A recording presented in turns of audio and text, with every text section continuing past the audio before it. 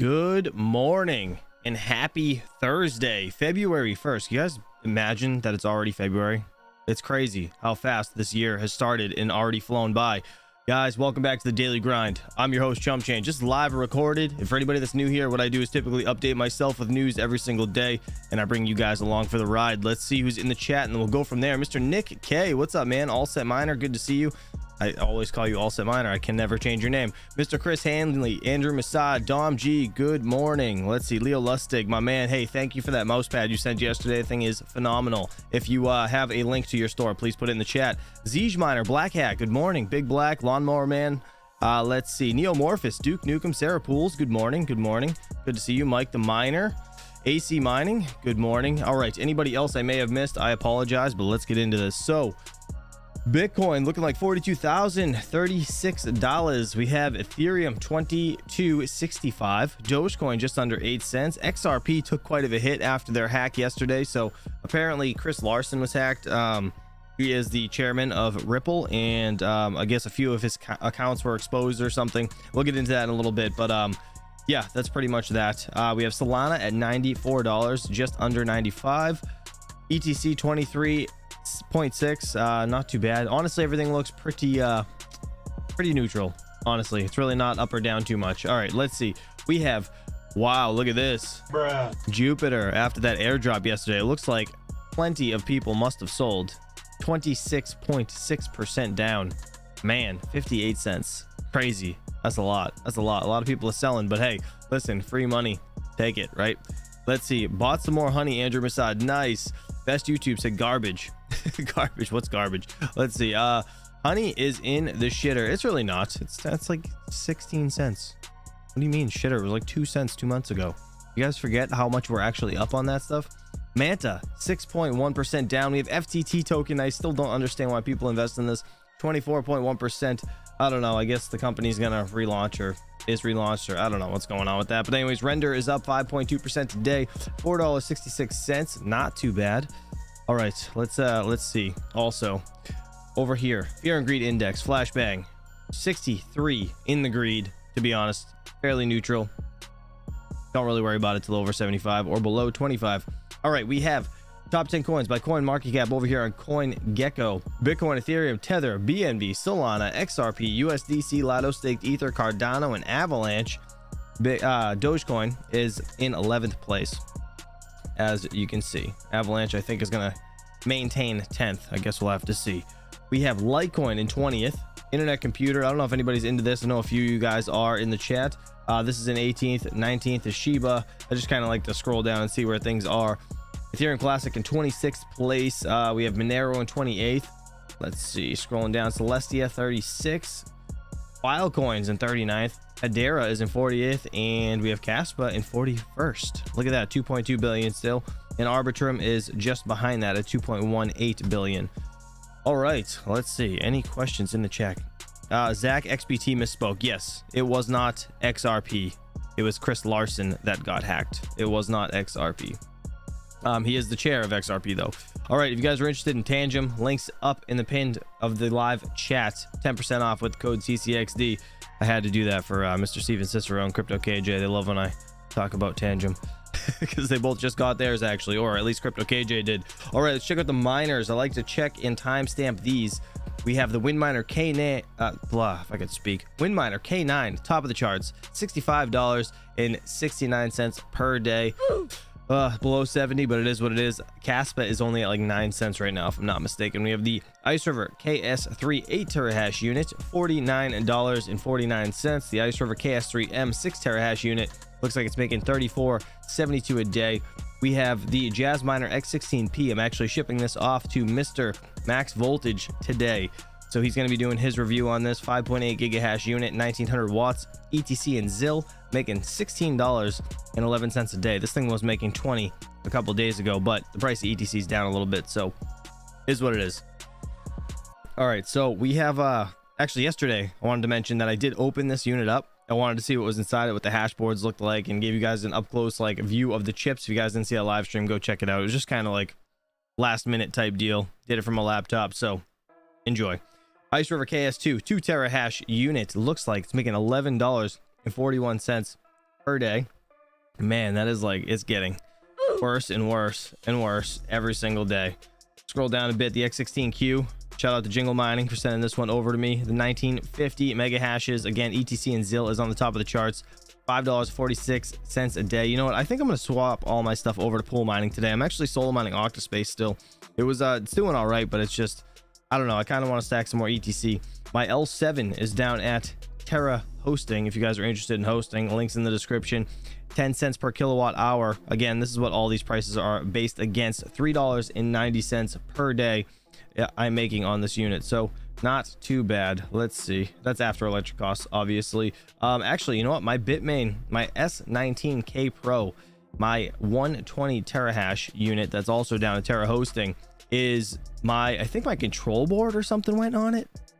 It's getting covered under warranty, like obviously through the ASICS supplier, but things like 2 weeks old. I'm like, what?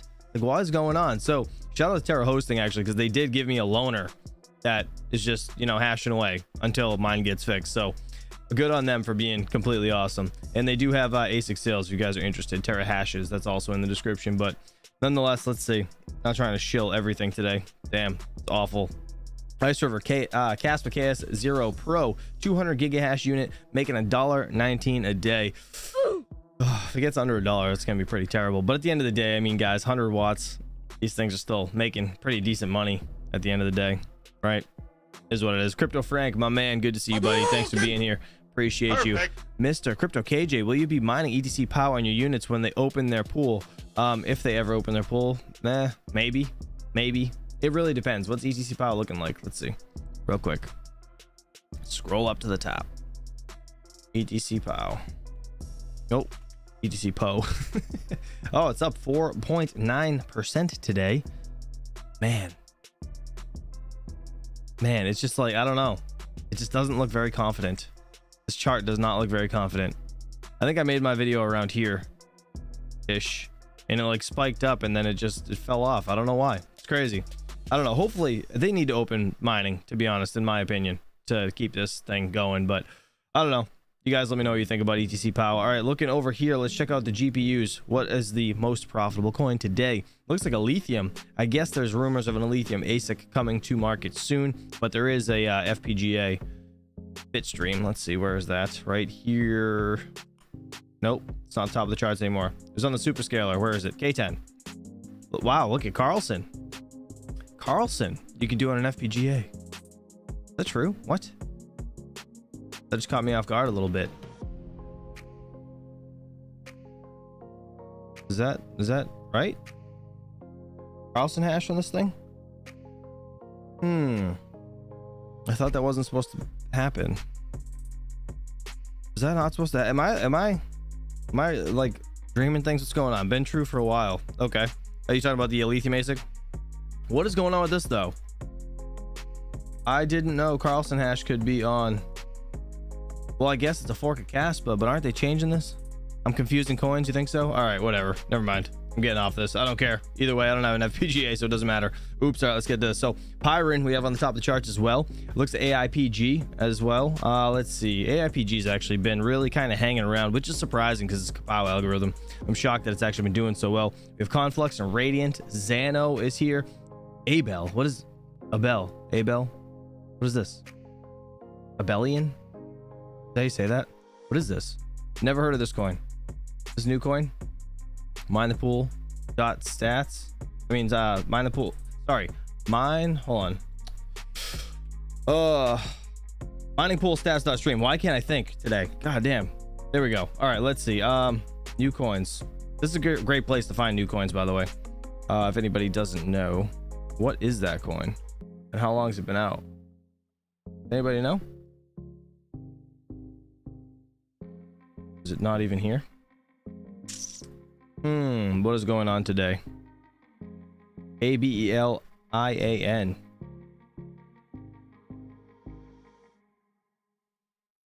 No. What is happening? Does anybody know? Not there. Why is it not there? It's mineable. Why is it not here? Interesting. I have no idea what this coin is. I've never seen it before. But anyways, that's on the top of the charts. All right. I'm done with this. Let's get on to the news of the day. As you guys can see, Ripple chairman Chris Larsen hacked for reported 213 million XRP, worth approximately $112.5 million. The alleged attack was reported by internet sleuth Zach XBT. As you can see, Ripple co-founder and executive chairman Chris Larsen said on January 31st, which is yesterday, that his personal accounts have been hacked. The news was first reported by crypto analyst Zach XBT, where it was initially thought that the company itself had been hacked, and then he corrected him. Obviously, you can see this is it. It's Zach XBT's actual tweet. It appears Ripple was hacked, blah, blah, blah. He comes out and corrects him and says, yesterday there was an unauthorized access to a few of my personal XRP accounts, not at Ripple. He said, we were able to catch the problem and notify exchanges to freeze the affected assets. Law enforcement is already involved. This is crazy. Did you how many accounts do you think he actually has? How many accounts does he actually have? That's like a crazy amount of money. $112.5 million. That's nuts. All right, let's get into some videos here, right? News of the day. We have the Fed holds rates steady, indicates it's not ready to start cutting. We're going to get into the rest of more crypto news in a little bit, but I want to update you guys all on this stuff. So hit that like button. Appreciate y'all for hanging out. Let's do it. Federal Reserve leaving rates unchanged at 5.25% to 5.5%, but making big changes to the statement. The statement twice mentions the possibility of changing the funds rate, setting out the circumstances for those rate cuts that maybe are nebulous, but maybe even a bit hawkish, depends on where you come from. I want to read you the statement that says here, the committee does not expect it will be appropriate to reduce the target range until it has gained greater confidence that inflation is moving sustainably towards 2%. It later says inflation has eased, but that it remains elevated. So it's saying the committee will only cut rates when it's confident inflation is moving to the 2% target. No mention in the statement of whether it has that confidence. The statement also says, quote, in considering any adjustments to the target range for the federal funds rate, the committee will carefully assess incoming data, the evolving outlook, and the balance of risks. The committee removed that bias that was in there for hiking, where it talked about additional firming. That's no longer in the statement. The risks to achieving its dual mandate, the Fed says, quote, are moving into better balance. On the economy, there was an upgrade saying it's expanding at a solid pace. Had said it was slowing in the prior statement. Job gains, it says, has moderated but remains strong. And it removed a section on concerns about the impact of tightening credit conditions. That's gone from the statement. It also removed a section on accounting for prior tightening and monetary lags. It was a unanimous decision with new voters Barkin, Daly, and Bostic and Mester voting as well. So cuts, guys, are obviously in play, but the Fed at best is not telegraphing any timing around it or amount. And you can be ready to suggest those cuts may come later than the markets now expect. Tyler? Hey, Steve, if you look at the statement, the key phrase that everybody was watching for was the one that you mentioned, right? Which was in previous statements, quote, in determining the extent of any additional policy firming that may be appropriate to return inflation to 2% over time, ... They've gotten rid of that. On balance, that should seem like it's net positive in terms of clearing the path for or opening the door a crack for interest rate cuts. Yet the markets did react marginally negative to this bit of news. Is that maybe fair to say, then, that the markets were already ahead of itself with regard to how many and to what extent rates would be cut in 2024? I think that's a good assessment, Dom. I always dislike the idea of gauging the market reaction right after the statement comes out. I think there's some black box trading that's problematic. But here's the thing. Removing that statement, Dom, was the ante. Everybody thought that was going to be gone or changed in a way that was no longer going to essentially telegraph additional rate hikes. The question was, what did we get, Dom, when it came to telegraphing of cuts? We got a little bit. They mentioned the idea of changing the policies, changing the rate twice, once in terms of reduction. But remember, that reduction idea is in negative terms, as in we're not reducing it until we're confident, essentially, that we're heading back towards 2% on a sustainable basis.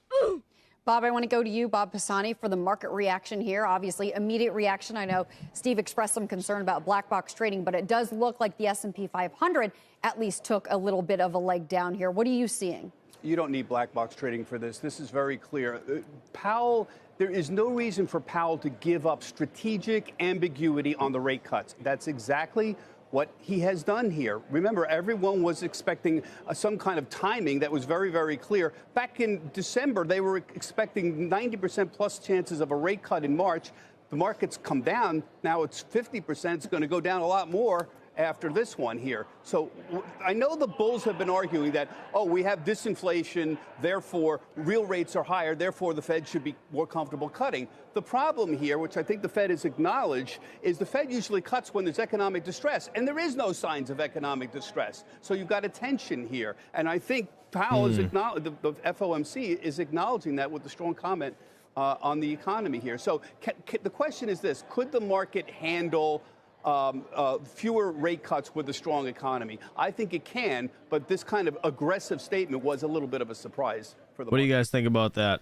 No rate cuts. Crazy. Anyways, all right, let's get on to this. AMD CEO Lisa Su. AI is the most important technology that has come in the last 50 years. I didn't have a chance to listen to this, so let's see what happens. Unfortunately, our favorite man is talking to her. AMD shares fallen after the company issued weaker guidance than the street wanted. Results for the fourth quarter, though, were in line with expectations. These don't tell the story. This is an amazing story. I am so glad the CEO, Lisa Su, joins us now because, Lisa, you used a number last night. It's freaking everybody out. You said, oh, by the way, hello. But I'm sorry. Morning, Do you think I have time for that hello you. nonsense? Hello to Dan, too. It's Daniel, you. Okay, all great. You used a number called a $400 billion total addressable market for accelerated computing, your kind of a computing, in 2027? Now, Lisa, that presumes that there's going to be an industrial revolution that will be bigger than Microsoft, than Wintel, bigger than the iPhone, bigger than the Loom. How's that possible? What do you guys think? What do you guys think about AI? That's 100% possible. AI is going to be insane. First of all, it's great to be here with you, Jim. Nice to see you guys and Carl as well. Look, I think See, at least she's polite and says hello. An amazing time. I'm so excited to be in this space. You know, high performance computing is driving everything that we do, and AI in particular. Jim, the $400 billion TAM in 2027 is about changing the way we do everything. So think about what AI is. It's I would say it's the most important technology that has come over the last 50 years. It's an opportunity for us to change everything that we do, how we live, how we do business, how we do research, how productive we are, how we ensure that we have the best capabilities, and really every single person's life is going to be touched by AI. So yeah, I feel like this is a huge market opportunity. And we've spent the last few years positioning AMD as an AI company, and we've made significant progress in that, here in the fourth quarter, as well as coming into 2024. So I'm really excited about our AI opportunity. Okay, I think one of the problems, Lisa, maybe why there was some pushback, is other than, say, in the Microsoft call, which we have a fabulous relationship, by the way, congratulations. They like the MI300, your chip. What bothers me is that, like, there's Amy Hood and Satya Nadella talking about how, well, we use it for summations. I think a lot of us are concerned. In our daily lives, we don't know how it's going to change us. So how will it? I think it's still quite new. If you think about, some of the applications that are out there. First of all, for AI to work, we really have to, train these large models. These models get much better over time. I think everyone has seen what ChatGPT can do. The fact that you can, get so much information in such a short amount of time. Now imagine incorporating that into every aspect of how you run a business, every aspect of how you make decisions in businesses, how you do research and make that more efficient, how you get better health care, and the fact that it'll make your doctors more capable and more efficient. It'll make all of those processes easier. We're just at the very beginning. And actually, do you guys know that what was it, Elon Musk did that first Neuralink on his first patient like the other day, and like the guy's like recovering fine, or I guess recovering well. Kind of crazy, but we're gonna have like AI doctors soon. Can you imagine that?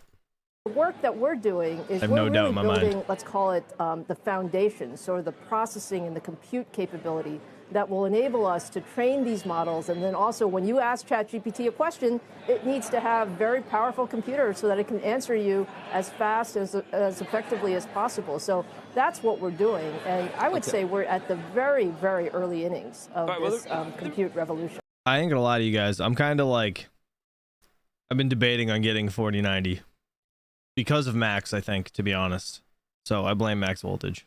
I'm sorry. The reason I start with the 400 Just for like, not for Vast, but like, I don't know, maybe for Vast, I don't know.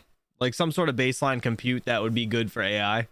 It's probably a good thing, but I don't know. our total What do you think? market is there is a sense that there's only going to be one winner. There's going to be NVIDIA, and they'll have the H200, which is going to be faster. It trains better, and you've got an older system by that point.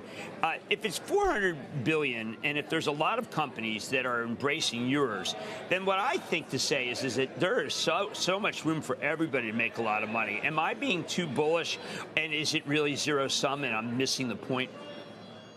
No, I think you're absolutely right. I mean, if you think about just how much progress has been made just over the last 18 months in the industry around AI, and then with AMD, we launched our MI300 here just in December, and, we said we were going to do over $400 million of revenue. We exceeded that. We said we were going to do $2 billion of revenue in 2024, and we've now updated that to over $3.5 billion in revenue.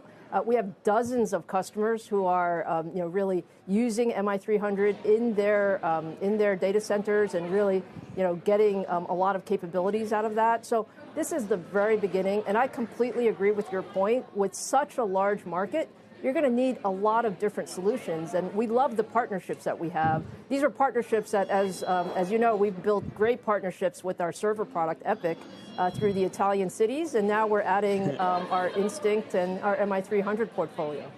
Hey, Lisa, there's a lot of work being done right now trying to figure out whether or not the AI push is already making itself seen in productivity or a wave of layoffs. Chuck Danger said that is a robot. She does kind of like, she resembles an AI for sure. Others argue it's really right now at least more about supply chain healing and being at full employment. When you see stuff like that, what is your take? My take is we are definitely seeing the stages where AI is making us more productive. We're using AI, throughout the work that we're doing, even internally at AMD. When we think about how we design chips, how we market better, how we, have better processes. I think a lot of enterprises are starting to figure out how they use it, and it will definitely make us more productive going forward. I don't see it as, layoffs per se. I see it as making knowledge workers just that much more productive, and that can only be good for our overall economy and how we, get more efficient and effective. All right, so Lisa, I do want to deal with some of what I regard as transitory issues. There's some slowdown in some of the Xilinx business. When I went back and looked at the fourth quarter of 2021 from Xilinx when it was independent, it was actually the same amount of revenue as now, which I found disappointing. And then also the significant weakness in gaming, is that a transitional, or is that something that is a secular decline that I should be worried about? Yeah, no, thanks for that, Jim. I think it's important for people to understand, the semiconductor industry has gone through, just a lot of lift. I mean, think about the pandemic-driven demand. We were building for a very, very significant demand. We saw significant growth. And what happens in those periods is you also get a situation where, customers have perhaps purchased a bit more than they need in the short term. And so there's a little bit of customers normalizing their inventory. There is, nothing that is fundamental about this. Frankly, I'm very excited about the Xilinx business. We've made tremendous progress in design wins across the board. People love our portfolio, the fact that we're taking sort of the leadership FPGAs of the Xilinx business together with the embedded processing from our AMD processing capability. We saw actually design wins last year grow by over 25%, and so over $10 billion of new design wins. We're absolutely gaining share in the market, and yes, this is a transitory, let's call it first half of the year. We expect a bit more, correction from a customer inventory standpoint, and then we'll return to growth in the second half. Lisa, how about an update on hiring, retention, comp, whether or not there's a sufficient labor pool to continue to grow this part of the business? We're absolutely focused on continuing to grow overall. We're investing in R&D. The work that we do really extends over sort of the decisions that we make today are really roadmap for the next 3 to 5 years. I think there's a good pool, especially for AI talent. It is a very competitive market, but we're doing very exciting things at AMD. Shout out to CNBC Television for that. What do you guys think about AI and AMD? This whole thing they got coming on with the new MI300 chip or whatever it is.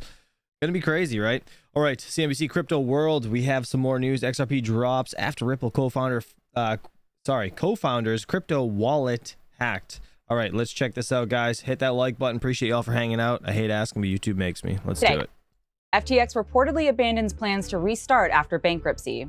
XRP prices swing as a co-founder's crypto wallets are hacked. And Chuck Mounts, chief DeFi officer at S&P Global. Well, they just said it wrong. It was Chris Larsen. It wasn't XRP. Well, I mean, I guess it was XRP wallets, but Ratings discusses the agency's recent stablecoin stability assessment.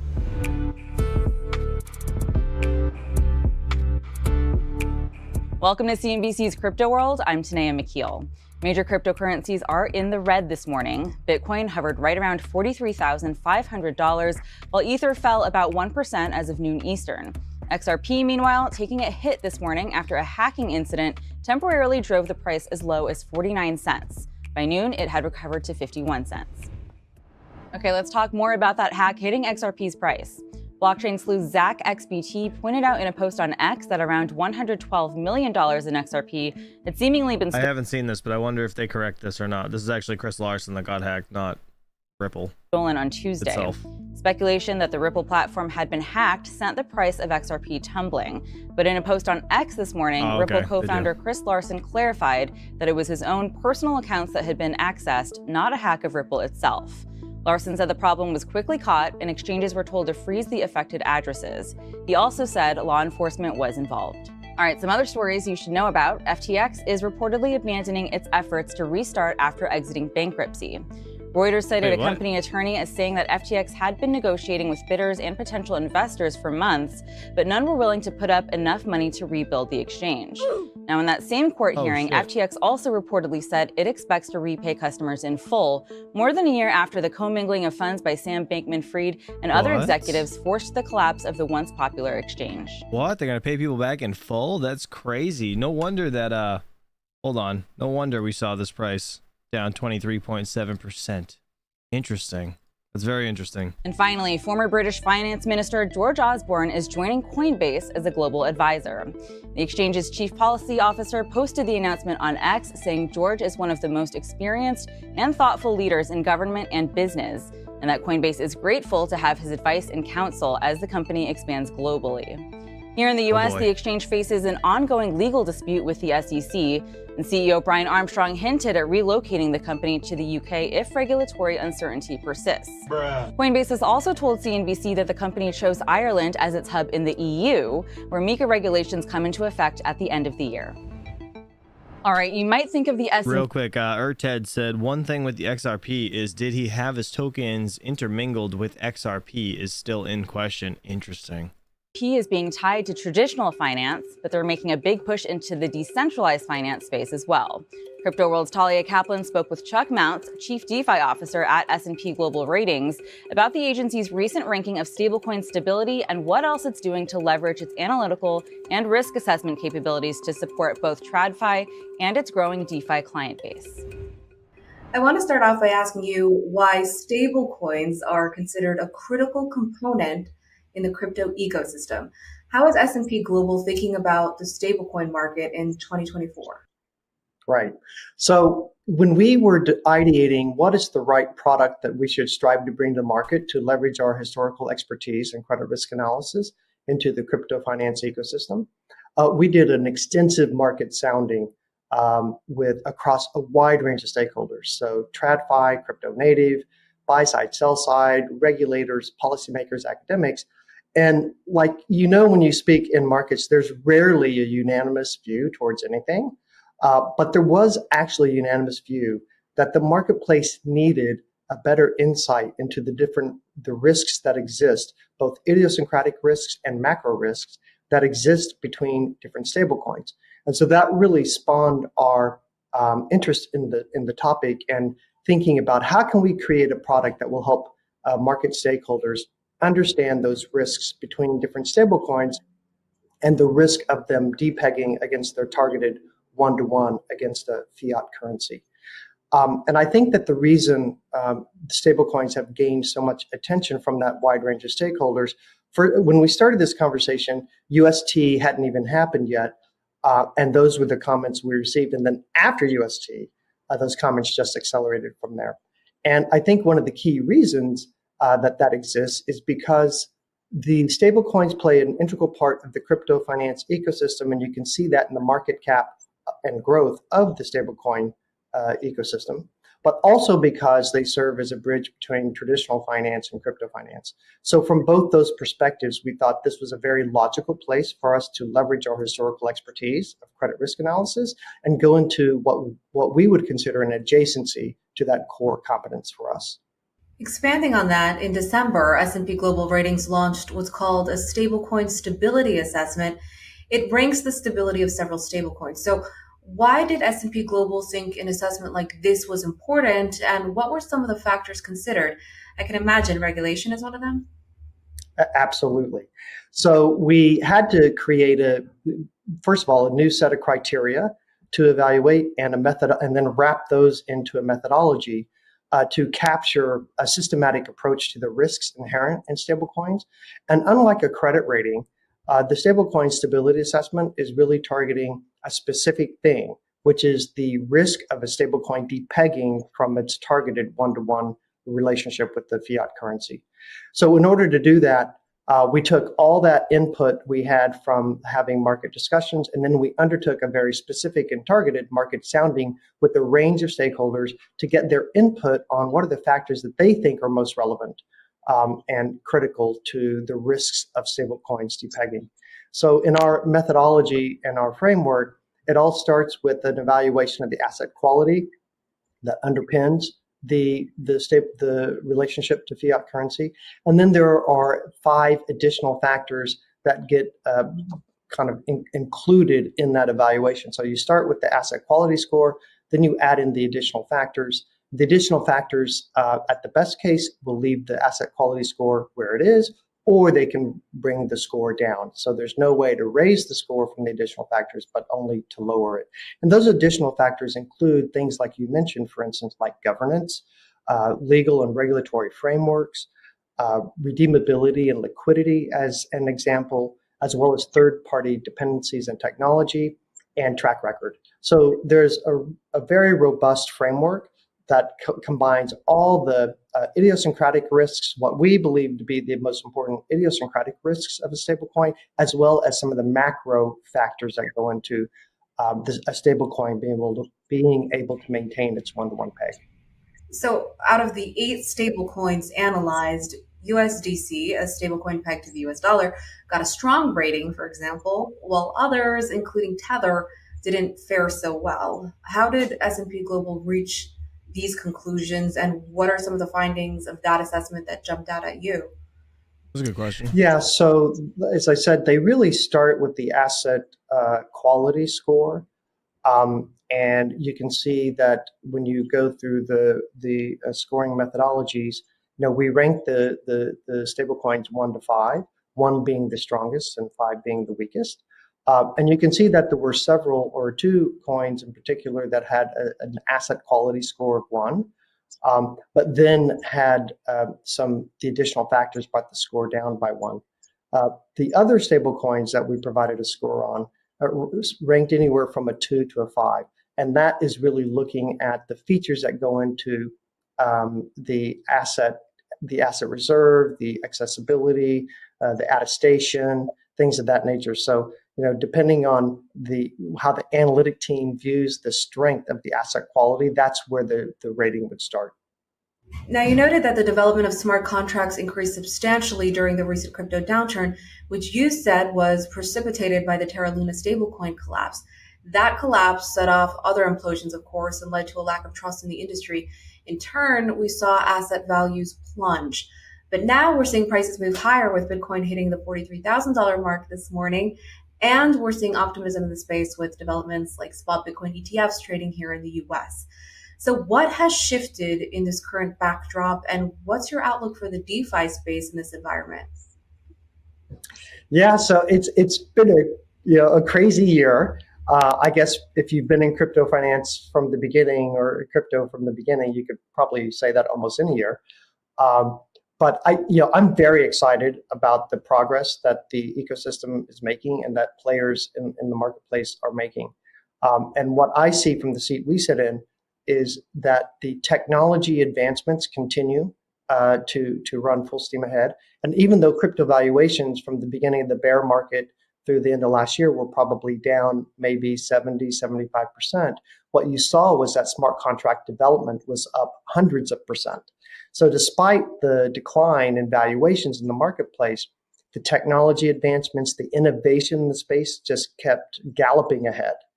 And I think that portends very favorably for the ecosystem and for the evolution of this new set of rails that will complement and disrupt the traditional financial rails.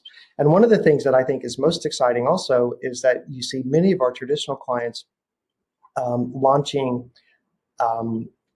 digital asset teams, building tokenization platforms, participating in regulatory sandboxes around the world, all of which are helping build capabilities and bringing a robustness and more institutional framework to the crypto financial markets that I think will unlock the potential to transform how financial markets function.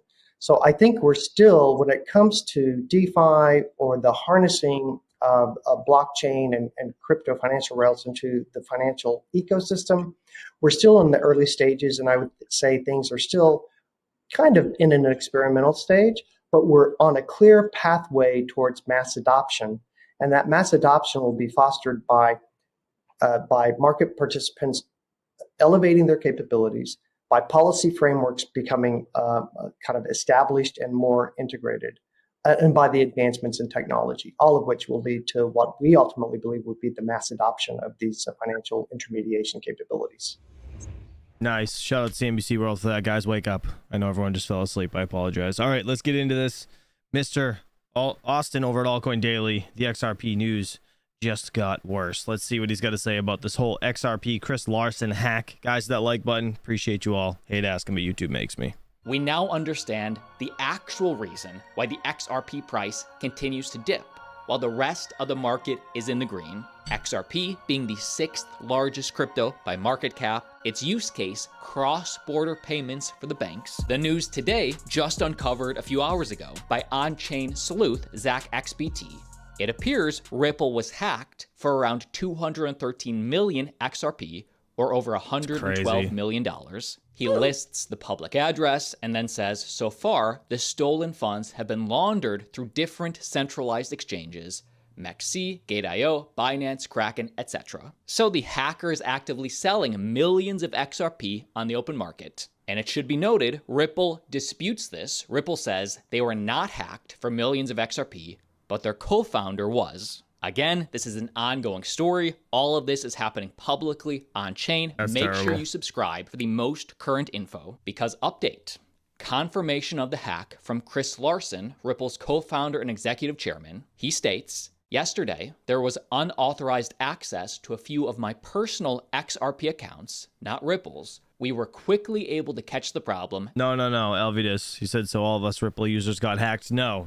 It's just, it was a specific wallet. It was the co-founder of Ripple, Chris Larsen. His wallets got hacked. And notify exchanges to freeze the affected addresses. Your stuff's okay. Law enforcement is already involved. This is an isolated incident, and Ripple wallets are secure / were never compromised. We've confirmed nearly all affected funds were converted out of XRP, meaning the hacker sold out of XRP. We are working with law enforcement and have been advised that a significant portion of the funds have been frozen and are pursuing the remainder aggressively. Now, Brad Garlinghouse, CEO of Ripple, also backs this up. Given some irresponsible speculation and reporting, I want to reiterate that no Ripple-managed wallets were compromised. Full stop. There you go. It's just the leadership, which I guess are XRP whales, makes sense.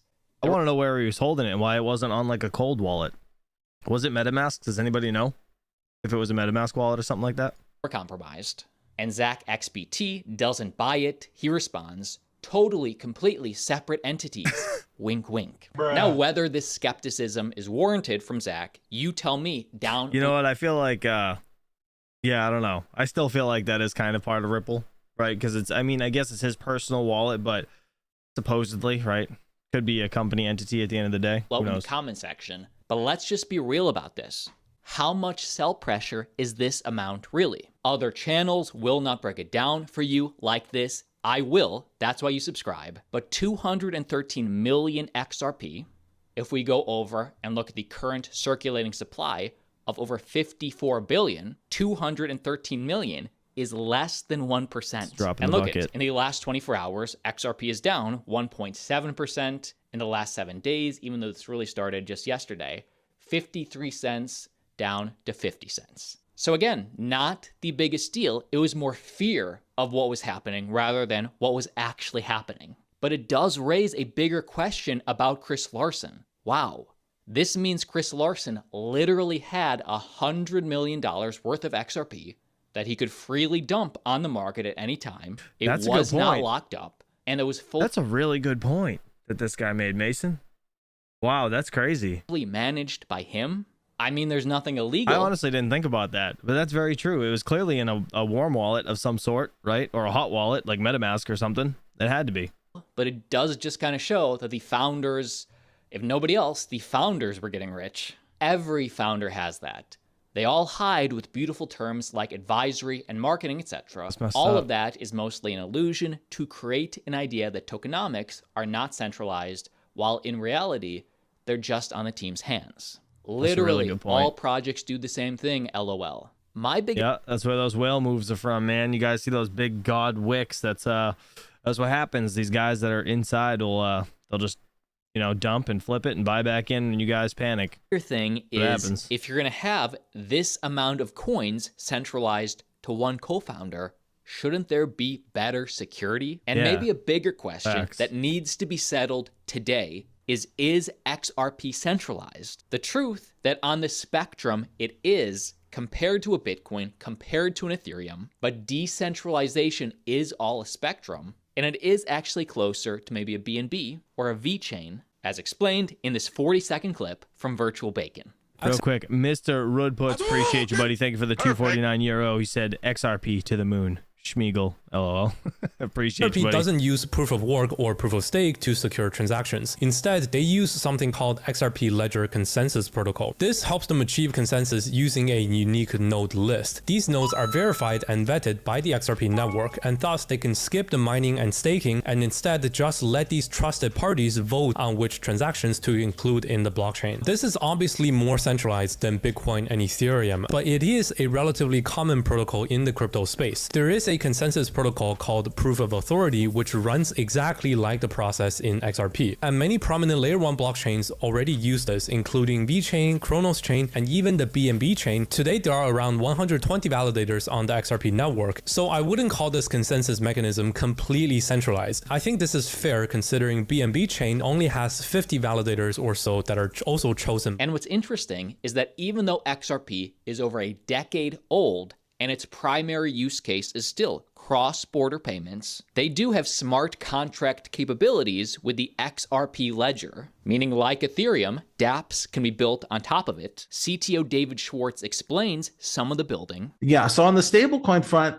that's mostly happening through the Ripple X side, the XRP ledger side of Ripple. We've recently announced partnerships with Stasis, which is the leading Euro stablecoin, one of the top 10 stablecoins globally, and Novati, which brings large ERC20 stablecoins like USDC and USDT, as well as an Australian dollar stablecoin to the XRP Ledger DEX.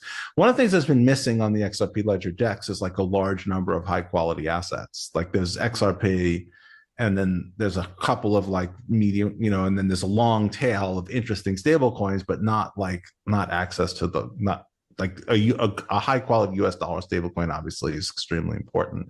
So, and the Euro stablecoin. So that's going to help bring some of those things to the XRP ledger side. But the biggest thing I'm looking forward to on the future of XRP is their automated market maker, i.e. their Uniswap competitor, automated market maker. Automated market makers on the XRP ledger could be a game changer, uniquely positioning it to leapfrog other DEXs. I almost said automated money maker, which actually is kind of, it's actually pretty apropos, right? AMMs will harvest volatility for yield. Volatility will drive market makers, which the AMM makes the spread, right? It takes a movement in price to really drive that volume. And of course, volatility increases arbitrage or profits because the AMM gets more out of balance more, and the AMM gets a cut of those profits through the auction mechanism.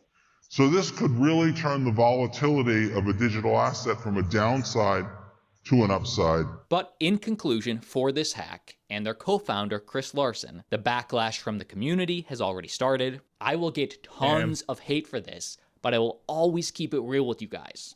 I think it's time for Chris Larsen to distance himself from Ripple as much as possible. In 2022, he donated to Greenpeace to launch a campaign to lobby for the change of the Bitcoin code. At the time, I tweeted, this was a horrible move, bad optics all around, especially with the SEC lawsuit still ongoing. So he wanted to hard fork Bitcoin, alter Bitcoin's code. And now Chris's personal XRP account has been hacked, and you can imagine the headlines that will follow. All of this is bad for Ripple equity holders and XRP holders. I have confidence in Brad Garlinghouse and David Schwartz, CEO and CTO, and the vision they have for Ripple and XRP. But Chris Larsen is causing more problems with these situations. This is an ongoing story. Make sure you click subscribe if you're invested in XRP. What do you think about Ripple? Well, I mean, I think it's too centralized, but I definitely want to meet Chris Larsen. What is happening? What was that? Shout out to Altcoin Daily for that. All right, guys. Oh, didn't mean to do that. That was the wrong button. My bad. All right, let's, I totally forgot to hit the other button too. All right, let's get into this recap. What do you guys want to talk about? You guys have any questions, any coins you want to look at before we get out of here? You know, Daddy Duty waits around the corner. I can hear my kids running around upstairs already. All right, Bitcoin again, 42,218. You guys can see Ethereum, 2272. Not too bad. XRP is around 50 cents. Again, it was a drop in the bucket from how much it actually moved the market. But, I mean, nonetheless, any type of hack is obviously concerning. And yeah, that sucks. $112.5 million is nothing to blink at, I guess, for the normal people. Let's see. Don't invest in XRP. Yeah, you know what? I've never been a huge XRP fan, but I'm gonna be honest. I was guilty of well, I mean, it's not really being guilty, but I mean, yeah, when I first got into crypto, didn't know much about what's it called? Getting just buying coins, right? At all. So when I got into Coinbase, it was like looking at all these coins, why are these coins so much more than these coins, right? So it was like I got into XRP, Ethereum Classic, Litecoin when it was like super cheap.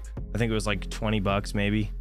I forget. But yeah, it was like, it was low. At the end of the day, it was a cheap coin to buy. So I bought like a little bit of it, and I've been holding it in my ledger for like years. It's been there for like literally 4 years, 3 years, I don't know. Anybody get the Jupiter drop? One of my wallets did. Nice. I was actually not eligible for Jupiter, but Jupiter actually took a shit today. So I hope you guys sold it. Oh my god. Oh my god. It's down 70.3%. That's a big oof. That's terrible. 59 cents. God, that's terrible. That's a big ass drop. What was that? $2 to 63 cents. Jeez. Man, did you hear what was it? Wasn't there a kid that was like 19? I think he got airdropped $1 million in Jupiter. Am I wrong saying that? Does anybody know? Let's check out Hivemapper. Ooh, Hivemapper did take a shit, but it is still just about 16 cents, 15.97, which is pretty good, right? And Mr. Steven Cicero, let me remind you, I know you're upset about it, but look, November 18th, 19th, November 21st, even, it was at 2 cents, 2023. In 3 months, we've ran up, and we are still, what is that? More than, it's like a 7x right now or something, close to a 7x, right? From November, which is still amazing, right? And you guys gotta think about that too with like Kaspa, like coins like Kaspa, right? Like everyone's like, you know, oh god damn it, I always hit enter every time I type it in and it just never goes to it. All right, so you can see, right, Kaspa, yes, it's down. Yes, people are not interested right now in the coin. You guys have to remember, we were 5 cents back here in November. Okay, it peaked up around 15 cents, and yes, it is still about a 2x from where it was, right? So it's, I don't know. Don't worry about it, right? Just hold it. You guys will be fine. Or just in general, not financial advice. That's my opinion. Hold and wait. Don't sell for a loss. Dynex, let's see what Dynex is doing. Down 4.5% today, 64 cents. I think they have a new exchange coming, if I'm not mistaken. A guy on Twitter showed he got $2 million worth of Jupiter. Jeez. How do you even get that much? I don't understand. And I hope he freaking sold it all. Immediately sold it all. What's Flux looking like? Flux down 2.3%, 56.9, so almost 57 cents. Not too bad. I really wish I didn't sell out of my Flux, but I wanted the Kaspa KS0 Pros. I needed something to be at my house. Being a mining channel, I have nothing here. Everything is down hosting. Like, I needed something to at least look at, and it's keeping my office kind of warm. The basement's cold now that I unplugged that X16P. Let's see. Sounds about as sus as Telegram, dude. Telegram's, I don't know. Yeah, Telegram's always weird. I don't know about it. Let me see. Got my Jupiter. Typical drop from people selling at the beginning. Question is, will it be a good hold in the future? It is the biggest DEX in Solana, apparently bigger than Uniswap. Yeah, you know what? I actually did hear that. I did hear that. I don't know. I honestly have no idea. I don't know anything about Jupiter, to be honest. I'm not a huge I was never a huge Solana guy, so I gotta do a lot more research in that, but I wasn't eligible for this anyways, so didn't excite me. But the swapping with like a Phantom wallet and stuff, you guys have Phantom for like your Hivemapper for Honey. It's super easy to swap in and out of it from, like, you know, Honey to USDC or to Solana or whatever. You guys can get like Myra or whatever it is. Myro. Is it Myro? How is that going doing anyways? That's been taking a shit too. Jeez, 9 cents. Oh, bruh. That's a big oof. Big oof. 9 cents. Just hold it, boys. Just hold it. I'm holding it. I don't care. I'll let it go to 0. This thing will pop for some reason, but it's down 23.5% today. Myra is the girlfriend. That's what it was. That's so stupid. Why? Like, why? Is it this one? It is this one, isn't it? Stupid pink toe. Look at this. Oh, these memes. I don't understand them. Anyways, down 32.6%. Crazy. Look at this. It came out January 14th, I guess. Well, it came to CoinGecko January 14th. Had a nice spike. And then, man, it went to 1 cent. And now 1 cent, and now it's at 1/10 of a penny. Interesting. Crazy. Yeah, I don't know. Isn't Myro like the guy's dog or something? Solana. Something to do with Solana and the dude's dog. I forget. But, I mean, this coin, whatever. It's, I think it'll be all right after. I mean, it's just a meme at the end of the day. Games for a living. This is one that I've been, like, really kind of looking at. Kind of tough to purchase, to be honest. It's 3 cents as of right now. But if you guys go to their website, they, man, there was a good video that, somebody put out. Let me see where I'll just type it in. If I could type today, that'd be nice. Games for a living. Let's see. Let's go to their site. About us. So this is like a gaming token, and I guess this guy, I think it was this guy if I'm not mistaken, is like the founder of EA Sports. So this one's been on my radar just to see where it goes, because I have a feeling it might be all right. It might do fairly well, especially if I don't know, there's just a lot of big guys in there. I guess like one of these other guys worked for like Steve Jobs or something to do with Apple, or I don't know. The whole team, like, there's a guy that made a freaking video about it. Let me see if I can find it. Actually, I'll just show you guys. Let's see. GFAL. This one right here. This video. If you guys have time, go watch this. Actually, you know what? Screw it. We're gonna watch it real quick. What's up and what? Let me see. This dude did a great video on it. So he explains all these founders. Right here. Let's see. Let's just see what he says here. CEO, got a legit background. Next guy, Trip Hawkins, the founder of EA Sports, and also has worked with Steve Jobs at Apple on the marketing team. Javier Leon, art director from Netflix. The team just doesn't get any better than this. And also the fact that art director from Netflix, this is the first crypto they've ever built, shows you that they're not as much in it for the money. They're more so in it for the actual Web 2 adoption of gaming to convert Web 2 people into Web 3. See, most gaming cryptos, they kind of target the crypto investors, and then they make a pump and dump, and then everyone's like, oh my gosh, I became poor, or I became rich, and it's all about the money. So GFAL at least is trying to make a legit gaming platform. Is anybody into this coin? Let me know what you guys think. Games for a living chart. All-time chart. I swear I didn't make that Apple thing up. Where is it's I thought always he said up it. and sideways. And Hawkins, they have taken trips to real-world gaming conferences in San Francisco and Barcelona. I'm saying Trip because Trip Hawkins. I swear, I thought there was some other info on here too about these other guys. I thought it was this video that did it, but oh geez, what the hell did I just do? I don't know. I'm gonna put this video in the chat. If you guys want to go watch it, go check it out. I mean, it's I don't know. Just keep it on your radar, I guess. Not financial advice, but we're gonna see what happens with this one. See what happens. I mean, the chart overall looks confident. It's just continuously going up, so that's kind of half the reason that it's just kind of on my watch list, I guess. And then there was another one. I'm not into this at all. That Hello Network, this one. Oh shit, where did that just go? There it is. How did that go away when I typed it out fully? Interesting. Damn, I should have got into this one. Friggin' knew it. I knew it. All right, anyways, it's up 6.1%, 11 cents today. This is that that network that is isn't that going to be hosting that like Shark Tank stuff with Altcoin Daily and like Wendy O and all those big guys for the it's like a crypto Shark Tank type deal, basically. Let's see. GFAL has been on my list to acquire for a while now. It says Team JFK. Hell yeah. Let's see. It's in the game. Yes, big black 100%. Dan R. Let's see. Curtis said, heard about the new Kaspa coin Nexelia? I don't know how to say that. I have not, but what is it? It's not on here, is it?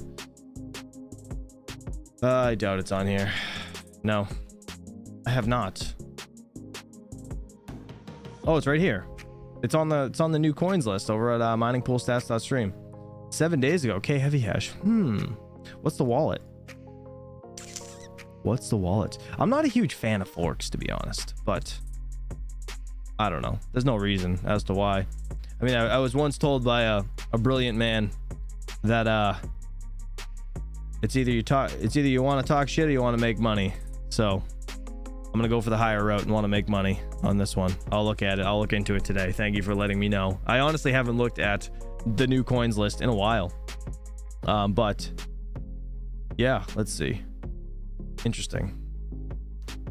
I was just seeing if there was anything else that was getting to me. Let's see. The Nexelia. I don't even know how to say that. I'm not even gonna say. A project is based on the Kaspa blockchain, the fastest open source, decentralized, and fully scalable layer 1 in the world. It launches a GPU-focused fork addressing the prevalence of ASIC mining operations. The strategic move is designed to bolster small-scale miners and amplify the network's decentralization. Interesting. Ghost Tag protocol. Yeah, so it's direct fork of Kaspa. Interesting. I don't know anything about this, but I'm gonna look into it. The web wallet. Ugh.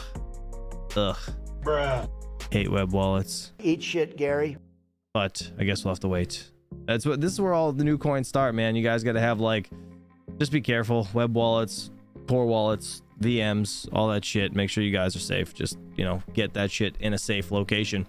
All right. Anyways, guys, I love you all. Thank you for hanging out with me on the daily grind. I'm going to go look into that coin a little bit today and see if it's worth getting on. So you guys have a good one. I will see you guys bright and early tomorrow morning, 8 a.m. Eastern Standard Time. We're going to go raid Miss Randy Hipper. She's not live for another, let's see, 35 minutes or so. So get over there, smash that like at least. I'll catch you guys soon. Peace out.